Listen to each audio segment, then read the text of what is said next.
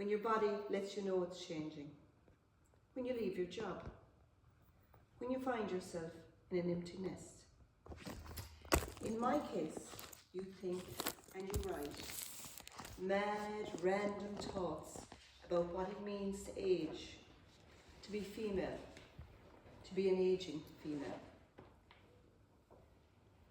Easy to mistake for defeat, this winter pruning of all that once made up my guiding pulse in life.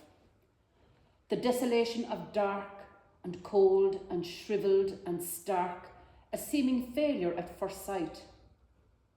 But silent and soft, no noticeable difference from one day to the next, I prepare to bring forth some new creation, all the more magnificent because it's tempered by my hurts. And then you invite your friends to tea, and you ask them to paint in their response to the words you are writing, or their version of them, because after all, they are human too, and they have their own experiences. And they say yes. So you talk about aging and femininity and the constant pressure you feel from without or within to conform to the accepted blueprint of how you should look and talk and be. You begin to understand that there is a strange alchemy in sharing. So you talk about your struggles, and you talk about your sorrows, and your desire to find your own path, to like your choices, and your life, and yourself. I will tear open my wounds and howl like the sea and allow all my sorrows to pour out from me. I will peel back my skinned and exposed, ravaged bone. I will own that I am a shivering, pitiful crone. I will wander the roads and suffer others to know how I am weak and unsure, but desperate to grow. I will plant myself firmly as any scarred oak and soak up aged wisdom in the folds of my cloak. I will bend and I'll weather in cruel wind and in rain, and I'll plant healing herbs in the mud of my pain. But why does it have to be a crone? It seems so hopeless and so negative. Well, that's the thing, you see. It seems that all the words for women get ridiculed and reduced somehow. The male equivalent for a crone is a hermit, a man withdrawn from lesser things, filled with wisdom. Who says that the wise woman crone must be twisted and shriveled and made bitter and ugly? From spires they rang out my shame and commanded that I surrender every scrap of joy I still held. They ordered me to stand stoic, to be happy with sanctity and dignity, to serve out my remaining days. They said, "Old woman, you have no further use but as succour and support for those who still hold youth." They saw me as a futile, shrivelled thing, and so they lessened my beauty and my love. But I found strength, and so I said, "I choose to believe that you are wrong. Spew your poison as you will, I will not be silent or cease in my song."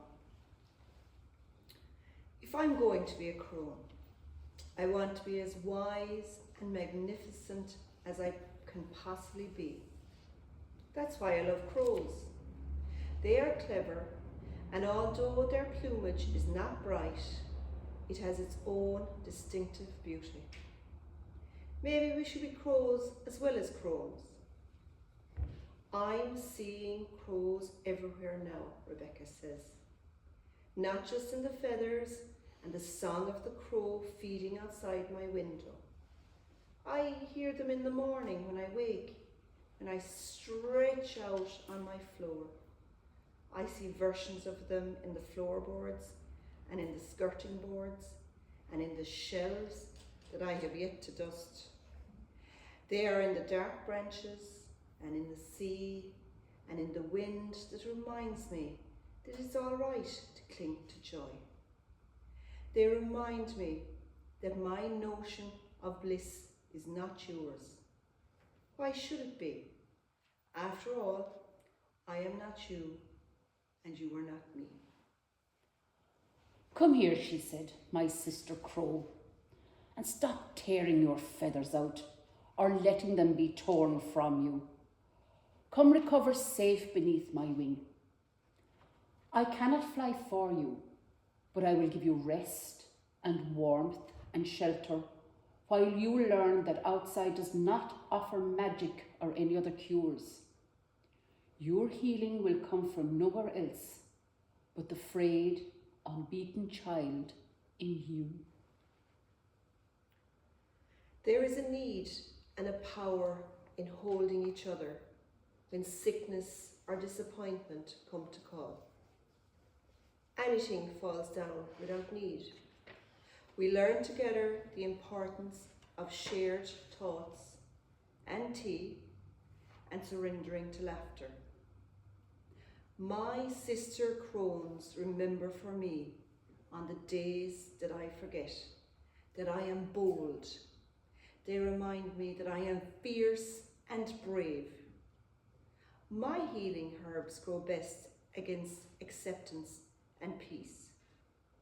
That is the place where I can stretch and where I can let go. When I am wise and still enough to stand silent with the silent earth, sometimes the wind brings with it fractured secret stories from long forgotten crones, telling of their strength in suffering and in still going on. I catch their perfume in the sweet decay of rotting leaves, drenched in the effacing rain, their lives washed or being washed away. Ever and again, I hear their sister song echoing my suffering, but still they hum that I too have wisdom, that I am strong. Let me wear feathers, she said, and I began to dream. Strong and unashamed images rose up from the folklore that captivates me, conjuring pictures of shape shifting in my imagination. Old man, will you still listen for and follow the call of my song, even though you've heard it sung so many times before? Will you still find your pleasure in my curves and dips and hollows that you once lusted for and that you once adored? My aged skin glows less, and my heart's no longer floating free. I'm wounded, and I'm tired from all that I've endured. But I'm singing still, and I want you still with me. What might it feel like to shape shift, to be not one thing or the other, to be afraid of, but equally enchanted by all you might become, to listen to the call to journey out and away from familiar shores, to find courage in a place you don't even recognise that you belong in, for another great or not so great adventure, while not being afraid to face the monsters of the past and return for the precious things you left behind and those parts of you that you thought were lost. Desperate for flight, but in my innocence I listened. Girl, dismiss what you want. Turn from the path you seek. Cover up your body and do not trust your mind lest you bring us only shame. Instead, be pure and kind. Get on your knees and plead to be saved from the sin of being you. Lesser, tainted and impure. Eve's kiss forever corrupting you. After all these years, it's only now I understand. But how will this work? Isn't it obvious by now that I don't have the right answers anymore? All my old answers have fallen away and refused my command. Sisters, if we're going to do this, to be honest about our confusion and our need to find wisdom and courage, to ask new questions and to find new answers, shouldn't we show that? Unsure, but willing to trust together, we agreed to jump into another rabbit hole. How could I say that I regret the choices that I made, things that I did and that I said? But they've left me feeling tired. Not the tiredness of a night's lost sleep, but tired deep down in my bones and self. After a life lived as a mother and a maid, I don't know how to be a crone. I don't even know if here, within my brittle mind and battered heart, I can summon up the courage to begin to walk this different path. So we asked the crones that walked with us, how might we get to where we had to go? How we might even start? Can you teach me to be a tree? To stand, even if beaten by weather into holding strange shapes, to accept the seasons of life and be satisfied with their passing, to sink my roots and take what I need, to survive every sorrow that comes my way, to be silent and observe without remark, or a need to take charge, to flow into myself and the grass and the air and the small singing birds. Start by stopping and by listening, really listening to everything that has brought you to where you are today. Then just be and breathe and see all the things that you cling to that harm instead of heal, and let them go. All my desperately holding on and leaning into fear brought me nothing except white knuckles and sore shoulders and aching hands. So I'm letting go, with no remaining pretense that I am in control, just resolution and blind faith, that my choice is right, and that all might be well, and that I will softly land. You have been crafted to fly, not fall. Slip out from under the weights you carry on your back and embrace what's left behind. Fight to hold those things that make you smile, and those that bring you peace, and those that make you strong. I am no longer spring. When I offered up my song of burgeoning possibilities and intoxicating promise, hope-filled yet tentative, when forced to surrender my glorious summer self, sunflower, elegant and strong, I struggled to accept that I must yet again move on. I was consumed by the fear of winter waiting in the wings. I wilted, I wanted, and I wept, and foresaw only a withering decay. Then slowly, carried on a fecund mist, I stepped instead into a spurned and slighted autumnal cloak, raven blue and purple. I find that I can sing, and I am soothed, and I can celebrate halcyon days that have been kissed by gold, as I dance amid burgundy and russet leaves, with armfuls of berries and grains. If you must have rules, make them rules worth following, so that each day there will be laughter and tears as needs be. And give yourself permission and time each day for dreaming and lifting your face to the sun and patience and compassion and a little spoon of foolishness. Let me climb out from under your behave and be quiet and your constant dance to my tune.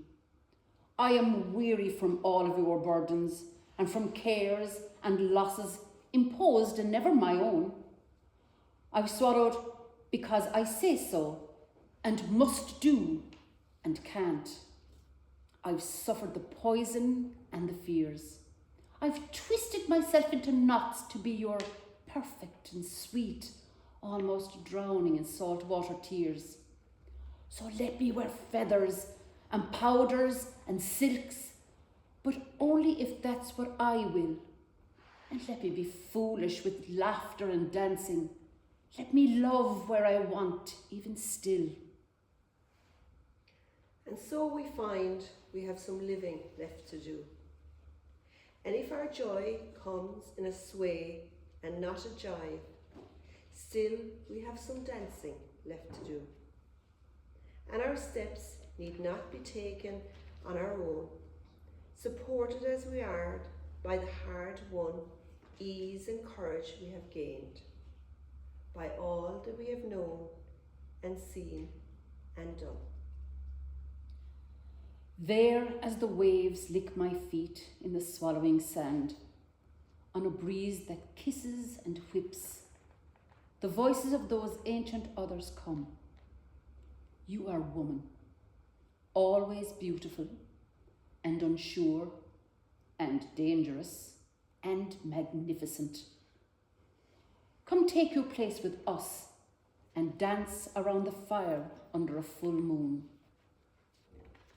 Because we know that there are kinder, lighter, wiser notes that sing out along our path. Let's follow.